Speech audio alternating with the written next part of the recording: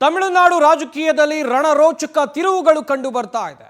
ಮೈತ್ರಿಗೆ ಮುಂದಾಗ್ತಾ ಇರುವಂತ ಡಿಎಂಕೆ ಮತ್ತು ADMK AIADMK ನಾಯಕರು ಒಂದ್ ಕಡೆಯಲ್ಲಿ ಇದು ರೋಚಕ ತಿರುವು. ಖಂಡಿತವಾಗ್ಲೂ ಬದ್ಧ ವೈರಿಗಳು ಒಟ್ಟಾಗ್ತಾರಾ? ಡಿಎಂಕೆ ಮತ್ತು ಎಐಎಡಿಎಂಕೆ ನಾಯಕರು ಮೈತ್ರಿಗೆ ಮುಂದಾಗ್ತಾ ಇದ್ದಾರೆ ಎನ್ನುವಂತ ಮಾಹಿತಿ. ದಳಪತಿ ವಿಜಯ್ ಸರ್ಕಾರ ರಚನೆಗೆ ಸಿಗ್ತಾ ಇಲ್ಲ ಫ್ರೆಂಡ್ಸ್ ಅಂತ ಹೇಳಿದ್ರೆ ಮೈತ್ರಿಗೆ ಶಾಸಕರ ಬಲ ಬೇಕು. ದಳಪತಿ ಪಟ್ಟಕ್ಕೇರೋಕೆ ಬಹುಮತಕ್ಕಾಗಿ ಫುಲ್ ಸರ್ಕಸ್ ಅನ್ನ ಮಾಡ್ತಾ ಇದ್ದಾರೆ. 118 ಶಾಸಕರ ಜೊತೆಯಲ್ಲಿ ಬನ್ನಿ ಅಂತೇಳಿ ರಾಜ್ಯಪಾಲರು ಹೇಳಿದ್ದಾರೆ. ಅಧಿಕಾರಕ್ಕೆ ಏರೋಕೆ ಬದ್ಧ ವೈರಿಗಳೇ ಅಡ್ಡಿಯಾಗ್ತಾ ಇದ್ದಾರೆ.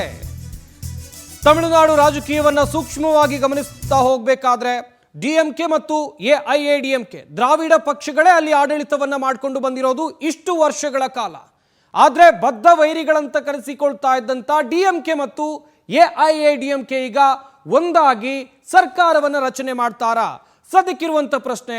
ಯಾಕಂತ ಹೇಳಿದ್ರೆ ಬದ್ಧ ವೈರಿಗಳು ಒಂದಾಗುವಂತ ಎಲ್ಲಾ ಸಾಧ್ಯತೆಗಳು ಇದೆ ಅಂತೇಳಿ ತಮಿಳುನಾಡು ರಾಜಕೀಯದಲ್ಲಿ ದೊಡ್ಡ ಮಟ್ಟದ ಚರ್ಚೆ ಆಗ್ತಾ ಇದೆ. ಈಗ 108 ಸ್ಥಾನವನ್ನ ಗಳಿಸಿರುವಂತ ಟಿವಿಕೆ ಪಕ್ಷ, ವಿಜಯ್ ನೇತೃತ್ವದ ಟಿವಿಕೆ ಪಕ್ಷ ಏನು ಮಾಡಬಹುದು? ಡಿಎಂಕೆಯಿಂದ ಹೊರಬಂದು ಕಾಂಗ್ರೆಸ್ನ ನಾಯಕರು, ಕಾಂಗ್ರೆಸ್ನ ಶಾಸಕರು ಟಿವಿಕೆಗೆ ಈಗಾಗಲೇ ಬೆಂಬಲವನ್ನ ಘೋಷಿಸಿದ ಬೆನ್ನಲ್ಲೇ ಎತ್ತ ಆಗ್ತಾ ಇರುವಂತ ರಾಜಕೀಯ ಬೆಳವಣಿಗೆಗಳನ್ನ ಕೂಲಂಕುಷವಾಗಿ ನೋಡ್ತಾ ಹೋಗೋದಾದ್ರೆ ಡಿಎಂಕೆ ಮತ್ತು ಎಐಎಡಿಎಂಕೆ ಒಂದಾಗಿ ಸರ್ಕಾರವನ್ನ ರಚನೆ ಮಾಡುವಂತ ಸಾಧ್ಯತೆಗಳು ಇವೆಯಾ? ಈ ರೀತಿಯಾಗೂ ಕೂಡ ಚರ್ಚೆಗಳು ಆಗ್ತಾ ಇವೆ. ಇನ್ನೊಂದು ಕಡೆಯಲ್ಲಿ ನೋಡಬೇಕಾಗುತ್ತೆ, ಈಗಾಗಲೇ ಎಲ್ಲಾ ಶಾಸಕರನ್ನ ಹಿಡಿದಿಟ್ಟುಕೊಳ್ಳುವಂತ ಕೆಲಸವನ್ನು ಕೂಡ ಮಾಡಲಾಗ್ತಾ ಇದೆ ಎನ್ನುವಂತ ಮಾಹಿತಿ ಸದ್ಯಕ್ಕೆ ಸಿಗ್ತಾ ಇರುವಂಥದ್ದು. ವಿಜಯ್ಗೆ ಅಡ್ಡಗಾಲ ಹಾಕ್ತಾರಾ? ವಿಜಯ್ ಈ ಎರಡೂ ಪಕ್ಷವನ್ನ ಚುನಾವಣೆ ಆಗೋದಕ್ಕಿಂತ ಮುಂಚಿತವಾಗಿ ಅಂತ ಹೇಳಿದ್ರೆ ಚುನಾವಣೆ ದಿನಾಂಕ ಘೋಷಣೆ ಆಗೋದಕ್ಕಿಂತ ಮುಂಚಿತವಾಗಿ ವಿರೋಧ ಮಾಡಿಕೊಂಡು ಬಂದಿದ್ರು. ಒಂದು ಕಡೆಯಲ್ಲಿ ಎಐಎಡಿಎಂಕೆಯನ್ನು ವಿರೋಧ ಮಾಡೋದಕ್ಕೂ ವಿಜಯ್ ಕಾರಣವನ್ನು ಹೇಳಿದ್ರು. ಸೈದ್ಧಾಂತಿಕವಾಗಿ ಅವರ ನಡುವೆ ಭಿನ್ನಾಭಿಪ್ರಾಯ ಇರುವಂಥ ಕಾರಣಕ್ಕಾಗಿ ನಾವು ಯಾವುದೇ ಕಾರಣಕ್ಕೂ ಎಐಎಡಿಎಂಕೆ ಜೊತೆಯಲ್ಲಿ ಹೋಗೋದಿಲ್ಲ. ಇನ್ನೊಂದು ಕಡೆಯಲ್ಲಿ ಡಿಎಂಕೆ ವಿಚಾರಕ್ಕೆ ಬರೋದಾದ್ರೆ ಇಲ್ಲಿ ಇಬ್ಬರ ವೈಯಕ್ತಿಕ ವರ್ಚಸ್ಸು ಅಥವಾ ವೈಯಕ್ತಿಕ ಜಟಾಪಟಿಯೂ ಕೂಡ ಜೋರಾಗಿತ್ತು.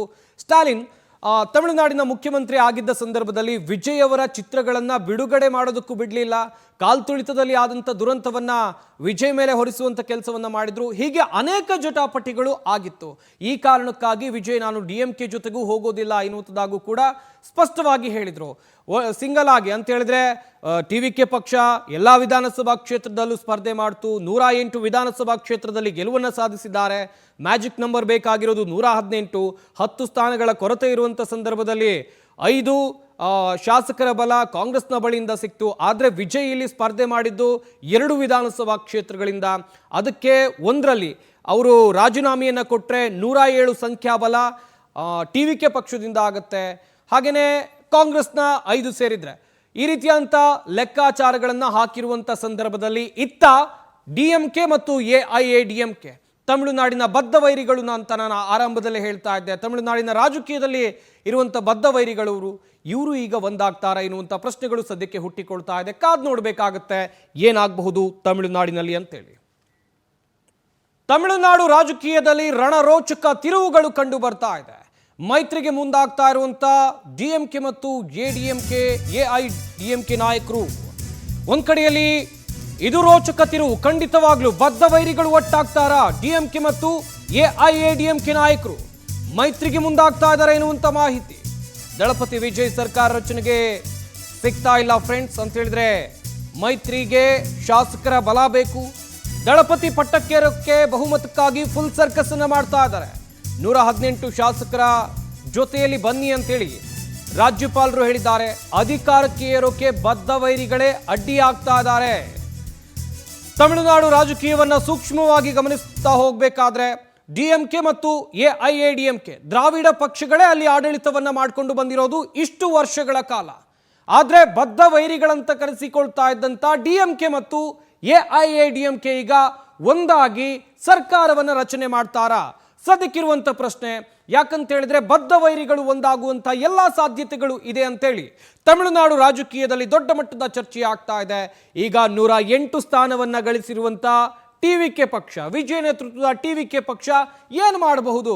ಡಿಎಂಕೆಯಿಂದ ಹೊರಬಂದು ಕಾಂಗ್ರೆಸ್ನ ನಾಯಕರು, ಕಾಂಗ್ರೆಸ್ನ ಶಾಸಕರು ಟಿವಿಕೆಗೆ ಈಗಾಗಲೇ ಬೆಂಬಲವನ್ನ ಘೋಷಿಸಿದ ಬೆನ್ನಲ್ಲೇ ಎತ್ತ ಆಗ್ತಾ ಇರುವಂತ ರಾಜಕೀಯ ಬೆಳವಣಿಗೆಗಳನ್ನ ಕೂಲಂಕುಷವಾಗಿ ನೋಡ್ತಾ ಹೋಗೋದಾದ್ರೆ DMK ಮತ್ತು AIADMK ಒಂದಾಗಿ ಸರ್ಕಾರವನ್ನ ರಚನೆ ಮಾಡುವಂತ ಸಾಧ್ಯತೆಗಳು ಇವೆಯಾ? ಈ ರೀತಿಯಾಗೂ ಕೂಡ ಚರ್ಚೆಗಳು ಆಗ್ತಾ ಇವೆ. ಇನ್ನೊಂದು ಕಡೆಯಲ್ಲಿ ನೋಡಬೇಕಾಗುತ್ತೆ, ಈಗಾಗಲೇ ಎಲ್ಲ ಶಾಸಕರನ್ನ ಹಿಡಿದಿಟ್ಟುಕೊಳ್ಳುವಂತ ಕೆಲಸವನ್ನು ಕೂಡ ಮಾಡಲಾಗ್ತಾ ಇದೆ ಎನ್ನುವಂತ ಮಾಹಿತಿ ಸದ್ಯಕ್ಕೆ ಸಿಗ್ತಾ ಇರುವಂಥದ್ದು. ವಿಜಯ್ಗೆ ಅಡ್ಡಗಾಲು ಹಾಕ್ತಾರ?